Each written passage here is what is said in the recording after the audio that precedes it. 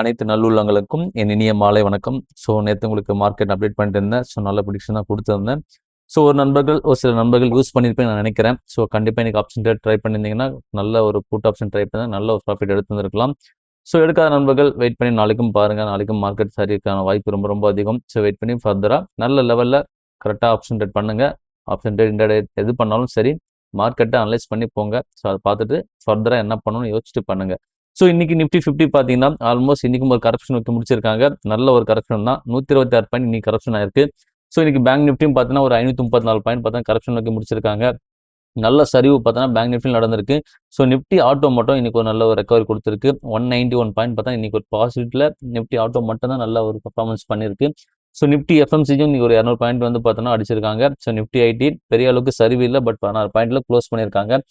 இன்னைக்கு மார்க்கெட் வைடாவே எல்லா செக்டருமே கொஞ்சம் நல்ல சரிவில் தான் முடிஞ்சிருக்கு. ஒரு சில செக்டர் மட்டும்தான் ஓரளவுக்கு ஒரு பர்ஃபார்மன்ஸ் கொடுத்துருக்கு. ஒரு நியூட்ரலா க்ளோஸ் ஆயிருக்கு. இன்னைக்கு ஃபர்தரா மார்க்கெட்ல என்ன நடந்திருக்கு, எதனால மார்க்கெட் இப்போ டவுன் ஆச்சு, எல்லாரும் பார்த்துடலாம். ஃபர்ஸ்ட் வந்து பார்த்தோன்னா இன்னைக்கு எஃப்ஐஎஸ் டேட்டா கொண்டு வந்திருக்கேன். இன்னைக்கு எஃப்ஐஎஸ் டேட்டா பார்த்தீங்கன்னா, எஃப்ஐ வந்து மட்டும் இன்னைக்கு ஆல்மோஸ்ட் ஒரு 2999 கோடி, ஆல்மோஸ்ட் 3000 கோடி கிட்ட வந்து மட்டும் வித்திருக்காங்க. அப்படியே ஆப்போசிட்ல டிஎஸ் நல்லா சப்போர்ட் பண்ணியிருக்காங்க. 2947 கோடி உள்ள போட்டிருக்காங்க. மார்க்கெட்ல போடவே தான் ரொம்ப பெரிய அளவுக்கு சரிவு இல்லாமல் ஒரு 130 பாயிண்ட்லேயே க்ளோஸ் ஆயிடுச்சு. கண்டிப்பா நாளைக்கும் மார்க்கெட் சரிவுக்கான வாய்ப்பும் இருக்கு. நல்ல நல்ல ஆப்பர்ச்சுனிட்டி நம்மளுக்கு கிரியேட் ஆயிட்டு இருக்கு. அதை மட்டும் நம்ம ஃபோக்கஸ் பண்ணுவோம். இன்னைக்கு ஃபர்ஸ்ட் ஒரு பங்கு நம்ம கொண்டு வந்திருக்கேன். நியூஸோட உள்ள போயிடலாம். என்ன பங்கு பார்த்தீங்கன்னா, டாக்டர் ரெட்டி தான் கொண்டு வந்திருக்கேன். நான் நேற்றே சொல்லியிருந்தேன். மார்க்கெட்ல கம்பல்சரி ஒரு வாய்ப்பை ஏற்படுத்தும் நான் நினைச்சிட்டு இருந்தேன். கண்டிப்பா ஏற்படுத்துச்சு இன்னைக்கு. இந்த லெவலுக்கு கீழே போகுமான்னு தெரியல. மேபி இன்னும் போச்சுன்னா நம்மளுக்கு நல்ல ஒரு ஆப்பர்ச்சுனிட்டி தான். இந்த காலாண்டு Q4 என்ன ரிசல்ட் பண்ணியிருக்காங்க பார்த்துலாம். பங்கு இன்னைக்கு ஒரு 9% சரிவு போட்டிருந்தாங்க. பட் ஆல்மோஸ்ட் பங்கு பார்த்தா இன்னைக்கு ஒரு 1.39% சரிவு போயிருக்கு. ஆனால் மார்னிங் ஓப்பன் ஆகும்போது நல்ல ஒரு சப்போர்ட்ல கிடைச்சிது. நான் 1148க்கு நான் பை பண்ணேன். நல்ல சப்போர்ட்ல எனக்கு பங்கு கிடைச்சது. மினிமம் குவான்டிட்டி நான் பை பண்ணி ஹோல்ட் பண்ணேன். இன்னைக்கு மார்க்கெட்ல நல்ல ஒரு லெவல்ல நம்மளுக்கு ஒரு கன்சர்வ் லெவலில் ஃபர்ஸ்ட் பங்கா டாக்டர் ரெட்டி நம்மளுக்கு ஒரு ஆப்பர்ச்சுனிட்டி கேட்டாச்சு. அதை நம்ம கரெக்டாக பிடிச்சிருக்கோம். இன்னும் நம்மளுக்கு அந்த ஆப்பர்ச்சுனிட்டி இருக்கு. தாராளமா இன்னைக்கு மிஸ் பண்ணவங்க நாளைக்கு கம்பல்சரி வாங்க நினைச்சா தாராளமா வாங்கிக்கோங்க. இந்த Q4 ரிசல்ட் என்ன பண்ணியிருக்காங்க, இந்த ரிசல்ட் நம்ம பார்த்துருவோம். ஆல்மோஸ்ட் இந்த ஜூன் பார்த்தீங்கன்னா 8100 கோடி பண்ணியிருக்காங்க. பட் பிஃபோர் குவார்டர்லி பார்த்தீங்கன்னா 7546 கோடி பண்ணியிருக்காங்க. கொஞ்சம் ஒரு டிஃபரன்ஸ் கொடுத்துருக்காங்க. But year on year check பண்ணும்போது மார்க்கெட்ல சரியான சரிவு. போன இயர் பார்த்தோன்னா 4158 கோடி பண்ணியிருக்காங்க. இந்த இயர் பார்த்தீங்கன்னா 3183 கோடி தான் பண்ணியிருக்காங்க. நல்ல சரிவு ஏற்பட்டிருக்கு. வர இந்த குவார்டர்லி கம்பல்சரி இன்க்ரீஸ் ஆன வாய்ப்பு ரொம்ப ரொம்ப அதிகம். இந்த காலநிலை ஏற்றத்துக்கு ஏற்ற மாதிரி நம்மளுடைய ஃபார்மா பங்குகள் எல்லாம் நல்ல பர்ஃபார்மன்ஸ் பண்ணும் நான் நினைக்கிறேன். மேபி வர காலாண்டு நல்ல ஒரு ரிசல்ட் கொடுப்பாங்கன்னு நினைக்கிறேன். பட் நம்மளுக்கு இப்போ ஒரு ஆப்பர்ச்சுனிட்டி இந்த பங்குல ஏற்பட்டிருக்கு. வாங்கிய நண்பருக்கு எல்லாமே நல்லது. வாங்காத நண்பர்கள் நாளைக்கும் கம்பல்சரி இந்த ஆப்பர்ச்சுனிட்டியை மிஸ் பண்ணாம வாங்கிக்கோங்க. இன்னைக்கு ஃபர்தர் அடுத்த பங்கு போயிடலாம். HDFC பேங்க் தான் கொண்டு வந்திருக்கேன். 747 நீ ட்ரேட் ஆயிட்டு இருக்கு. இன்னைக்கும் ஒரு 0.78% கரப்ஷன் ஆயிருக்கு. அகைன் நான் இன்னைக்கும் கன்சிடர் பண்ணியிருக்கேன். கொஞ்சம் கொஞ்சமா எனக்கு கிடைச்ச அமௌண்ட்டை போட்டு கன்சிடர் பண்ணேன். அது மாதிரி தான் நீங்களும் ஃபோக்கஸ் பண்ணுங்க. கிடைக்கிற அமௌண்ட்டை கரெக்டாக நல்ல பங்குல இன்வெஸ்ட் பண்ண தப்பே கிடையாது. நல்ல ரேஞ்சில் இருக்கு. 747 தாராளமாக கன்சிடர் பண்ண நினைக்கிறேன். கன்சிடர் பண்ணிங்க. செகண்ட் நம்ம கன்சிடர் லெவல் HDFC பேங்கை கொண்டு வந்திருக்கோம். ஆல்மோஸ்ட் பார்த்தா இன்னைக்கும் ஒரு சரிவில் முடிச்சிருக்காங்க. நல்ல சரிவு தான். நம்மளுக்கு அந்த சரிவு தான் நம்மளுக்கு ஒரு ஆப்பர்ச்சுனிட்டி. அதெல்லாம் உங்களுக்கு சொல்ல வரேன். எப்பவுமே மார்க்கெட்ல பீக் இருக்கிறத வாங்குறத தவிர்த்துட்டு இந்த மாதிரி ரேஞ்ச் கிடைக்கும் போது தாராளமாக கன்சிடர் பண்ணுங்க. இந்த லெவல் நல்ல லெவல் தான். மிஸ் பண்ண வேண்டாம். தாராளமாக உங்க போர்ட்ஃபோலியோ பில்ட் பண்ண பாருங்க. கொஞ்சம் கொஞ்சமா வாங்குங்க. கிடைக்கிற ஆப்பர்ச்சுனிட்டியை கரெக்டாக யூட்டிலைஸ் பண்ணுங்க. மிஸ் பண்ண வேண்டாம். நம்ம பங்கு கம்பல்சரி எல்லா பங்குகளுக்குமே நம்மளுக்கு ஒரு வாய்ப்பு கிடைக்கும். அந்த நேரம் காலம் தான் நம்மளுக்கு அந்த கரெக்டான கை கொடுக்கும். அந்த நேரம் காலம் கரெக்டாக ஃபாலோ பண்ணணும். அதை பண்ணால் மட்டும் தான் நம்ம கரெக்டான பங்கை சூஸ் பண்ண முடியும். நம்ம மார்க்கெட்டே கவனிக்காம விட்டீங்கன்னா கம்பல்சரி நம்மளுக்கு நல்ல பங்குல ஆப்பர்ச்சுனிட்டி கிரியேட் ஆகிறத நம்ம பார்க்க முடியாது. மார்க்கெட் அப்பப்போ பார்த்துட்டே இருங்க. பார்க்க முடியலனாலும் வீடியோ செக் பண்ணுங்க. கம்பல்சரி உங்களுக்கு நல்ல லெவலில் ஒரு சில பங்குல ஆப்பர்ச்சுனிட்டி கிரியேட் ஆகுது நான் அப்டேட் பண்ணுறேன். இன்னைக்கு அடுத்த பங்கு பார்த்தோன்னா IRFC கொண்டு வந்திருக்கேன். 52 வீக் லோவில் போயிடுச்சு. டாக்டர் ரெட்டியும் 52 வீக் லோவில் போயிடுச்சு. இந்த ரெண்டு பங்குமே கரெக்ஷன் நோக்கி போயிட்டு இருக்கு. ஆல்மோஸ்ட் 87 ரூபா ட்ரேட் ஆகிட்டு இருக்கு. மினிமம் கொஞ்சம் அமௌண்ட் 100 ரூபா எனக்கு இன்வெஸ்ட் பண்ணணும். நல்ல ஸ்டாக் வேணும். இந்த ரெகுலர் செக்டர் அந்த ஸ்டாக்கை ஃபோக்கஸ் பண்ணுங்க. ஆல்மோஸ்ட் 87 ரூபா ட்ரேட் க்ளோஸ் பண்ணியிருக்காங்க. பங்கு நல்ல டிப் ரேஞ்சில் இருக்கு. வாங்க நினைக்கிறவங்க வாங்குங்க. பங்கு ஆல்மோஸ்ட் பீக்ல இருந்து கரெக்ஷன் ஆச்சு. இந்த பங்குலாம் ஆல்மோஸ்ட் 126 கிட்ட இருந்து 133 கிட்ட இருந்து 133 கிட்ட இருந்து இப்போ பாருங்க ஆல்மோஸ்ட் ஒரு 87 கிட்ட வந்திருக்கு. தாராளமா வாங்க நினைக்கிறவங்க மிஸ் பண்ணாம எனக்கு லோ ரேஞ்சில் ஒரு பங்கை ஃபோக்கஸ் பண்ணணும்னு நினைக்கிறவங்க இந்த மாதிரி பங்கெல்லாம் ஃபோக்கஸ் பண்ணி உங்க போர்ட்ஃபோலியோ பில்ட் பண்ண பாருங்க.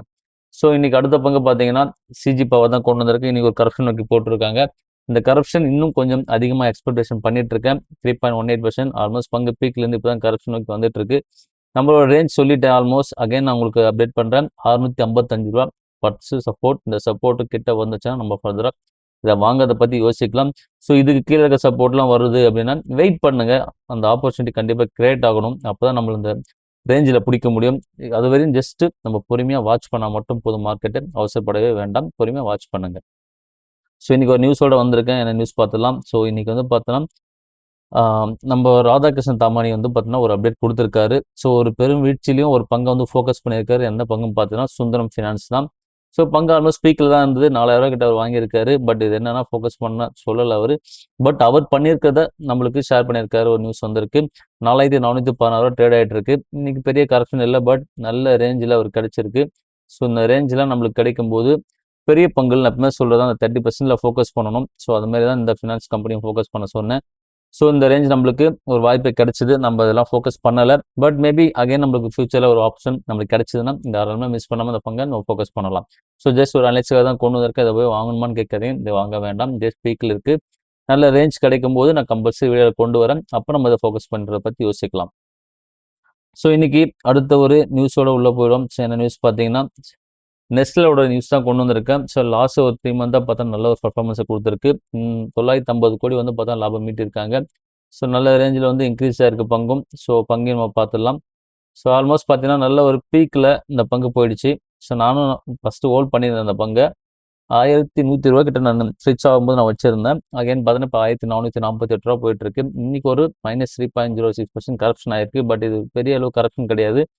இன்னும் கரப்ஷன் ஆகட்டும். கரப்ஷன் ஆனால் தான் நம்மளுக்கு ஒரு ஆப்பர்ச்சுனிட்டி கிடைக்கும்.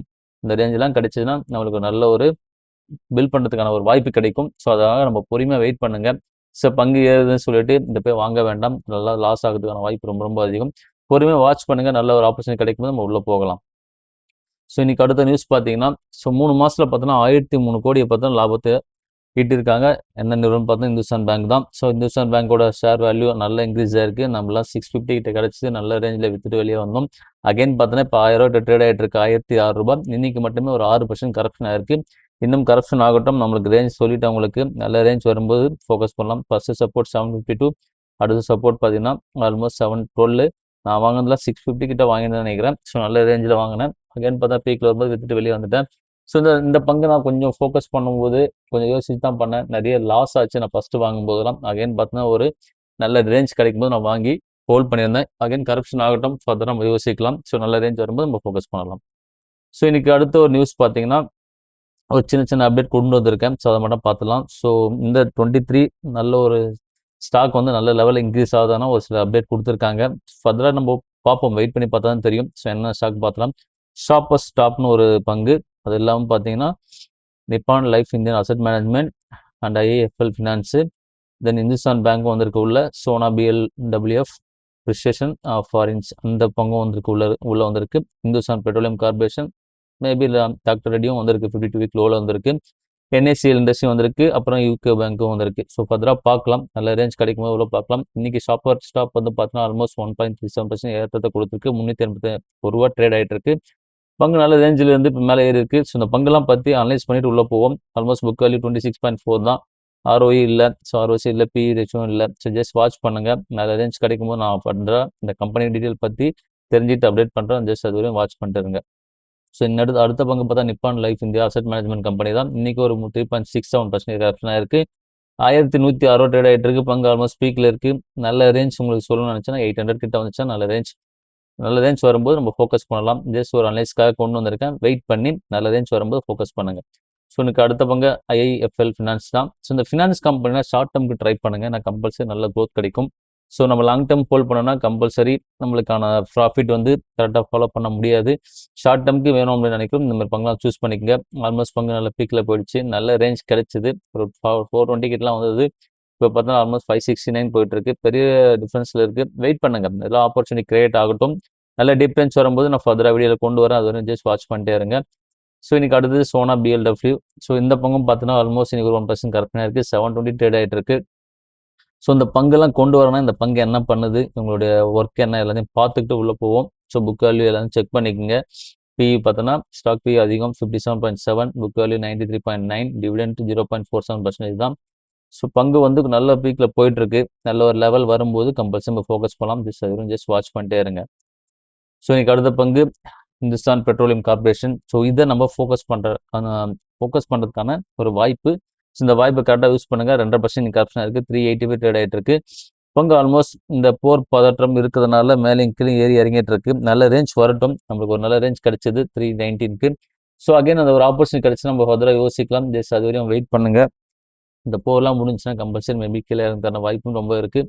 ஸோ கரப்ஷன் நல்லா ஆச்சுன்னா நான் ஃபர்தராக வீடியோ கொண்டு வரேன். ஜஸ்ட் அது வரையும் வாட்ச் பண்ணுங்க. ஸோ இன்னைக்கு அடுத்தது NACL தான். ஸோ NACL இருந்துச்சுன்னா ஆல்மோஸ்ட் 6% கரப்ஷன் ஆயிருக்கு. 192 ட்ரேட் ஆகிட்டு இருக்கு. பங்கு பீக்லேருந்து இப்போ தான் கரப்ஷன் ஆயிருக்கு. நம்மளுக்கு நல்ல ஒரு ரேஞ்ச் முன்னாடியே போயிருக்கு 115க்கு. ஸோ ரேஞ்ச் வரட்டும். அது வரையும் ஜஸ்ட் வெயிட் பண்ணுங்க. ஃபர்தராக நம்ம அதை பற்றி நம்ம யோசிக்கலாம். இதை கன்சிடர் பண்ணலாமா வேண்டாமா? ஸோ இதை போர்ட்ஃபோலியோ பில்ட் பண்ணாமல் பார்த்துக்கலாம். ஏன்னா ஸ்டாக் பிஇலாம் ரொம்ப ரேட் அதிகம். ஸோ இதெல்லாம் வெயிட் பண்ணி தான் வாங்கணும். பிஇலாம் கம்மியாகணும், ப்ரைஸ்லாம் கம்மியாகணும். ஏனிங்களாம் கம்மியானால் மட்டும்தான் நம்ம வாங்க முடியும். அது வரையும் ஜஸ்ட் வாட்ச் பண்ணுங்க. ஸோ இன்னைக்கு கடைசி பங்கு பார்த்தோன்னா யூகோ பேங்க் தான். 26 ட்ரேட் ஆகிட்டு இருக்கு. இன்னைக்கு ஒரு 2% கரப்ஷன் ஆயிருக்கு. பங்கு நல்ல ஒரு மேலே அப் அண்ட் டவுன்னு கீழே தான் வந்துட்டு இருக்கு. இன்னும் கரப்ஷன் வரட்டும். நல்ல ரேஞ்ச் பார்த்தோன்னா 22 ரூபா. ஸோ ஆல்மோஸ்ட் 26 ரூபா போயிட்டு இருக்கு. ஸோ இன்னும் ஒரு 2 ரூபா கரப்ஷன் ஆச்சுன்னா ஃபர்தராக இந்த பங்கையும் நம்ம போர்ட்ஃபோலியோ பில்ட் பண்ண பார்க்கலாம். ஸோ அந்த ஃபோக்கஸ் லெவல் இதையும் வச்சுக்கோங்க. ஸோ இன்னைக்கு அதானி குரூப்போட கம்பெனி எல்லாமே சரிஞ்சிருக்கு. ஸோ நானும் நியூஸ் தேடி பார்த்தேன். இந்த நியூஸும் உள்ள வரல. ஆல்மோஸ்ட் அதானி கிரீன் எனர்ஜி பார்த்தீங்கன்னா 1379 ரூபா டேட் ஆகிட்டு இருக்கு. அதானி என்டர்பிரைஸ் பார்த்தீங்கன்னா 3010 ரூபா. அதெல்லாம் பார்த்தா சிஜி பவர் இன்னைக்கு நான் கொண்டு வந்தேன். ஆல்மோஸ்ட் 883 ரூபா டேட் ஆகிட்டு இருக்கு. 3.18% வந்து கரப்ஷன் ஆயிருக்கு. ஸோ இன்னும் கரப்ஷன் ஆகட்டும். ஸ்ரீராம் பார்த்தீங்கன்னா ஆல்மோஸ்ட் நான் 557க்கு வாங்கியிருக்கேன். 1025 ரூபா ட்ரேட் ஆகிட்டு இருக்கு. இன்னும் கரப்ஷன் ஆகட்டும். ஸோ நெஸ்ட்லேயும் நீங்கள் பார்த்தாச்சு. ஸோ அதானி எனர்ஜி சொல்யூஷனும் இன்னைக்கு கம்மியாக இருக்குது. Adani port and special economic ஜோனும் இன்னைக்கு கம்மியாக இருக்குது. ஆல்மோஸ்ட் அதானி ஸ்டாக் எல்லாத்தையும் போட்டு அடிச்சிருக்காங்க. ஸோ எல்லாமே இந்த ரீசன் உங்களுக்கு சொல்லிடுறேன்.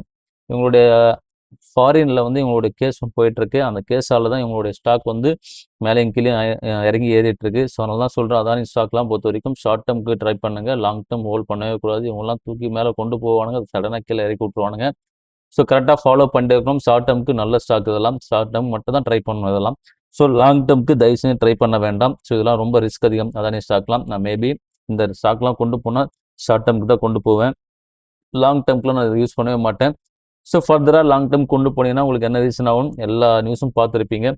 நிறைய ஃபோர்ஜரிலாம் நடக்கும் இந்த கம்பெனியில். ஸோ அதனால தான் தெளிவாக அனலைஸ் பண்ணிவிட்டு உள்ளே போங்க. அவசரப்பட வேண்டாம். ஸோ இந்த வீடியோ யூஸ்ஃபுல்லாக இருக்கும்னு நான் நினைக்கிறேன். நாளைக்கு வீடியோவில் பார்க்கலாம். ஸோ இந்த வீடியோ பிடிச்சா ஃபேமிலி அண்ட் ஃப்ரெண்ட்ஸ்க்கு எல்லாமே ரெஃபர் பண்ணுங்கள். வீடியோ பார்க்க சொல்லுங்கள். இந்த வீடியோ பிடிச்சிருந்தா likes and subscribe and comment கொடுங்க.